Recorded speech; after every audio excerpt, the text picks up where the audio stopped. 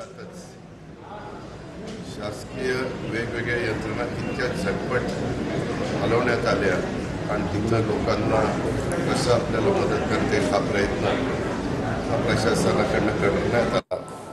मग त्याच्यामध्ये लोकप्रतिनिधी सुनील शेळके असतील, जिल्हाधिकारी असतील, मुख्य कार्यकारी अधिकारी असतील, इतर आमच्या वेगवेगळ्या विभागाची टीम असेल, ह्या सगळ्याच टीमनी त्यामध्ये अतिशय जलद गतीनं सगळ्या गोष्टी केल्यामुळं अनेकांना त्याच्यातून आपण बाहेर काढू शकलो, अनेकांचा जीव आपण वाचू शकलो. परंतु दुर्दैवाने 4 लोकांना ह्याच्यामध्ये प्राण गमवावे लागले. आज मात्र सांगायचं झालं सकाळी 11 वाजेपर्यंत ICUमध्ये 8 वेगवेगळे सहकारी नागरिक त्याच्यामध्ये आहेत. जनरल वॉर्डामध्ये 8 आहेत. डिस्चार्ज जवळपास 33 जणांना देण्यात आलेला आहे. अशा प्रकारची 49ची टोटल आहे. आणि यामध्ये जे काही 4 जण होते त्या सर्वांना त्यांच्या डेड बॉडीज संबंधितांना हँडओव्हर करण्यात आलेले आहेत. जे दवाखान्यात आत्ता ॲडमिट आहेत त्यांच्याशी आम्ही बोललो. त्यांचं म्हणणं की बाबा आम्हाला सगळं ह्या दवाखान्यात डॉक्टर, प्रशासनाचे अधिकारी सगळे आम्हाला मदत करतायत, कुठली काय आम्हाला अडचण नाही आहे. फक्त ज्या गोष्टी राज्य सरकारच्या वतीनं जाहीर करण्यात आलेल्या आहेत त्या तातडीनं पूर्ण करण्यात याव्यात. आणि काही जण दिल्लीवरून आहेत तर त्यांचं म्हणणं की बाबा माझे पत्नी आणि माझे भाऊ हे त्यांना फ्रॅक्चर झालेलं आहे आणि ह्यांना तर दिल्लीला जायचं आहे, तर आम्हाला दिल्लीला कसं आम्ही जाणार, तिथं पण जायचं आहे, इथं पण हे करायचं आहे. डॉक्टर म्हणले ह्या दोघांना 7 ते 8 दिवस लागतील. 7 ते 8 दिवस झाल्यानंतर त्यांना विमान आम्ही उपलब्ध करून देऊ. त्या विमानातनं जे 2 पेशंट आहेत की जे विमानात बसून दिल्लीपर्यंत जाऊ शकतील अशी प्रकारची परिस्थिती निर्माण होईल असं डॉक्टरांचं म्हणणं आहे. आज इथं जे ICUमध्ये ठेवलेले आहेत अजून 1 दिवस त्यांना ICUमध्ये ठेवावं लागेल. मग ते म्हणाले की आम्ही जनरल वॉर्डमध्ये त्या ठिकाणी घेऊ किंवा स्पेशल वॉर्डमध्ये घेऊ आणि मग बाकीचे उपचार डॉक्टर तर त्यांच्यावर व्यवस्थितपणे करतायतच. आणि काही त्यांच्या इतर गोष्टी त्यांनी सांगितल्या काहींनी, त्या पण व्यवस्थितपणे सरकारच्या वतीनं पार पाडल्या जातील. त्यामध्ये मी स्वतः गार्डियन मिनिस्टर म्हणून लक्ष घालीन, परंतु जिल्हाधिकारी, आमचे मुख्य कार्यकारी अधिकारी, आमचे आमदार सुनील शेळके, इथल्या प्रांतावर जबाबदारी दिलेले प्रांत पण सतत ह्यांच्या सगळ्यांच्या संपर्कामध्ये. अशा प्रकारची ही सगळी परिस्थिती आहे. नाही, बंदीचे आदेश काढले होते तरी देखील एवढ्या मोठ्या संख्येने लोक तिथं जमली, पुलाची दुर्घटना झाली. नेमकं प्रशासनात कोण गांभीर्याने हे गोष्टी बघत? आज मंत्रिमंडळामध्ये देखील चर्चा झाली. पत्रकार मित्रांनो, कधी तुमच्या माझ्या महाराष्ट्रामध्ये मे महिन्यामध्ये मोठ्या प्रमाणावर पाऊस पडलेला आपण कधी पाहिलेला नव्हता.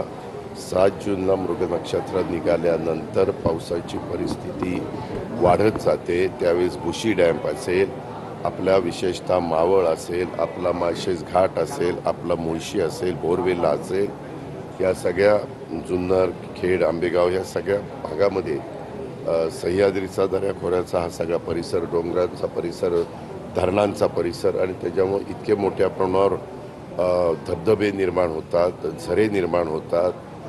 लोक रविवारचा शनिवारचा दिवस असल्यानंतर फिरायला म्हणून बाहेर पडतात. वास्तविक आता जिथं महाराष्ट्रात इतर पण ठिकाणी, मी आता ह्या गोष्टींचे ह्या स्थळांची नावं घेतली, परंतु सातारा, कोल्हापूर, सांगली या सगळ्याच भागामध्ये, महाराष्ट्रातल्या सर्व भागात, इव्हन कोकणामध्ये सिंधुदुर्ग, रायगड, रत्नागिरी, ठाणे वगैरे या सगळ्या भागामध्ये अशा पद्धतीचं निसर्ग सौंदर्य लोकांना पाहायला मिळतं. त्याच्यामुळे लोक तिथं आकर्षित होतात. मी आत्ता काहींना विचारलं की तुम्ही दिल्लीवरून, मग हा स्पॉट कसा तुमच्या लक्षात आला? ते म्हणले आम्ही रीड बघितलेले होते. मोठ्या प्रमाणावर वेगवेगळे जण रीड तयार करतात आणि त्याच्यामधनं त्यांच्या पाहण्यात आलेलं होतं. आणि काहींनी असं सांगितलं की आम्ही चिंचवडमध्ये राहतो, आम्ही पिंपरीमध्ये राहतो, अर्ध्या तासाच्या अंतरावर होतं आणि म्हणून आम्ही त्याला प्राधान्य दिलं. काही जण म्हणले की तिथून दर्शनाच्या करता तो क्रॉस करून पलीकडे दर्शनाला जातात, त्याकरता देवाच्या दर्शनाच्या निमित्तानं त्या ठिकाणी आम्ही गेलेलो होतो. असं प्रत्येकाने आपापल्या परीनं सांगितलं, परंतु त्याची कॅपॅसिटी नसताना फार मोठ्या प्रमाणावर नागरिक त्याच्यावर राहिले गेले आणि त्याच्यातनं ही सगळी दुर्घटना घडली. वास्तविक अनेक ठिकाणी प्रशासनाने हे धोक्याचं ठिकाण आहे, इथं कुणी थांबू नये किंवा येऊ नये अशा पद्धतीनं सांगितलं, तरी देखील संख्या जास्त झाली तर पोलिसांचं पण ऐकलं जात नाही. कारण पोलीस देण्याच्या करता देखील मर्यादा आहेत. कारण ॲट ए टाइम पाऊस पडल्यानंतर सगळीकडेच पर्यटक तिथं भेटी द्यायला वाढतात आणि आपल्याकडे मे महिन्यात कधी पाऊस 100 वर्षात पडलेला नव्हता. म्हणजे जो 25 मे नाही, साधारण 20 मे पासून जो सुरू झाला, 20 पण 25 मेला तो जास्त पडला. 25 मेला तर काही भागामध्ये पत्रकार मित्रांनो तुम्हाला आश्चर्य वाटेल, त्या भागाची सरासरी 14 इंच आहे आणि त्या दिवशी 13 इंच पाऊस पडला. म्हणजे असा पाऊस जुनी लोक सांगतात 80-90 वर्षाची कधीच आम्ही पाहिलेला नव्हता. आणि जलसंपदा विभागाकडे आमच्या रेकॉर्ड असतं, तिथं पण आम्हाला ते पाहायला मिळालं. दुसरी गोष्ट, आज पुन्हा कॅबिनेटमध्ये याबद्दलची चर्चा झाली. याबद्दल माझ्याकडं लोकप्रतिनिधी सुनील शेळक्यांनी पुलाची मागणी केलेली होती. त्या पुलाच्या करता पण मी मंजुरी दिलेली होती. टेंडर पण निघालेलं होतं आणि ते टेंडर मला वाटतं 2-3 दिवसातच फायनल होणार होतं. टेंडर 10 तारखेला त्याची वर्क ऑर्डर झाली. अशा प्रकारची परिस्थिती आहे. पण एक झालं की आता जिथं धोक्याची ठिकाण आहेत किंवा जिथे, जसं तुम्हाला माहिती आहे की ब्रिटिशांच्या काळामध्ये जे ब्रिजेस झाले त्याच्यामुळे जे ब्रिटिशांनी सांगितलं 100 वर्ष पूर्ण झाल्यानंतर त्यांचं पत्र येतं आमच्या PWD डिपार्टमेंटला की ह्या पूल बांधून 100 वर्ष झालेली आहेत, आता तो पूल वापराकरता, दळणवळणा करता, रहदारी करता योग्य राहिलेला नाहीये. आता स्ट्रक्चरल ऑडिट आपण करतो, इतर सगळ्या गोष्टी करतो. पण आज आम्ही निर्णय कॅबिनेटमध्ये असा घेतलेला आहे मुख्यमंत्र्यांच्या नेतृत्वाखाली की जे धोक्याचे पूल आहे आणि जे लोकांना वापरायला योग्यतेचे नाहीत तिथं बोर्ड लावण्यापेक्षा ते काढूनच टाकायचे, ते ठेवायचेच नाही. कारण बोर्ड लावले तरी काही जण त्या बोर्डकडं दुर्लक्ष करतात, बोर्ड बाजूला फेकून देतात, आमच्या प्रशासनाचं कुणाचं ऐकत नाही वगैरे, अशा पद्धतीनं ते त्या ठिकाणी करतात. परंतु ते तसं केलेलं आहे. आणि इथं पण प्रशासनाने सांगितलेलं होतं की इथं कोणी जाऊ नका, हे धोक्याचं आहे. पण मी मागाशी सांगितलं जसं भुशी डॅम्पला तुम्ही बघितलं असेल पत्रकार मित्रांनो, गाड्यांच्या रांगा 5-5, 6-6, 7-7 किलोमीटर लागतात. मध्ये देखील मागे असणारे पंकज देशमुखांना पण मी सांगितलेलं होतं की तिथं आपल्याला थोडं पायलटिंग करावं लागेल.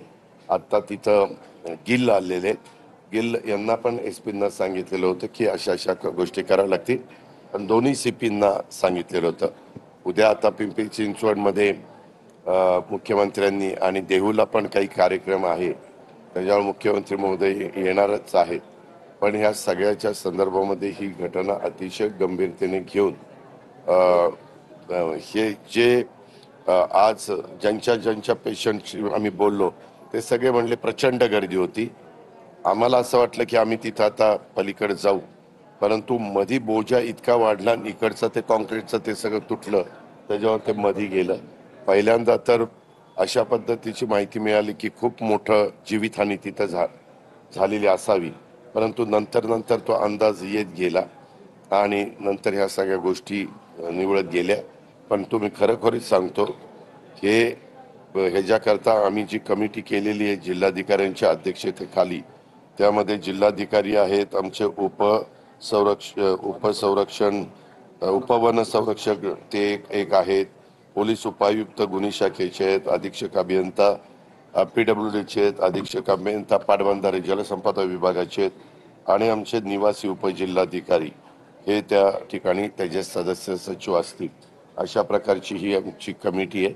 ते कमिटी आम्हाला लवकरच अहवाल देईल आणि हा पूल कोसळण्याच्या दुर्घटनेचं गांभीर्य लक्षामध्ये घेऊन हे तातडीनं पावलं उचललेली आहेत आणि तो अहवाल आल्यानंतर त्याच्या संदर्भात पुढच्या काही ज्या गोष्टी त्यांच्या शिफारसी असतील त्या प्रकारे सरकार ठिकाणांवरती जाण्यासाठी काही आचारसंहिता असली पाहिजे किंवा धोरण शासनाने केलं पाहिजे सिक्युरिटीच्या संदर्भातलं किंवा बरोबर आहे, परंतु काही ठिकाणी जिथं अजिबात गेलं नाही पाहिजे अशा ठिकाणी देखील पर्यटक तिथं जातात, तिथं चढतात, तिथं दरी असते किंवा तिथं धबधबा असतो, तिथं खाली उभ्या राहण्याचा प्रयत्न करतात. ही गोष्ट देखील तेवढीच खरी आहे, ही आपल्याला नाकारता येत नाही.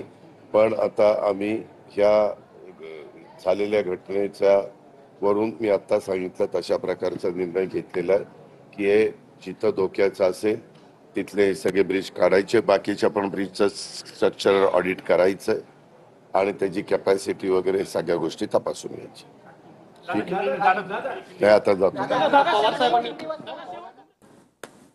तर सूचनांचा बोर्ड लावलेला होता, पुलावर प्रचंड गर्दी होती असं सर्वजण म्हणत होते, असं अजित पवार यांनी म्हटलंय.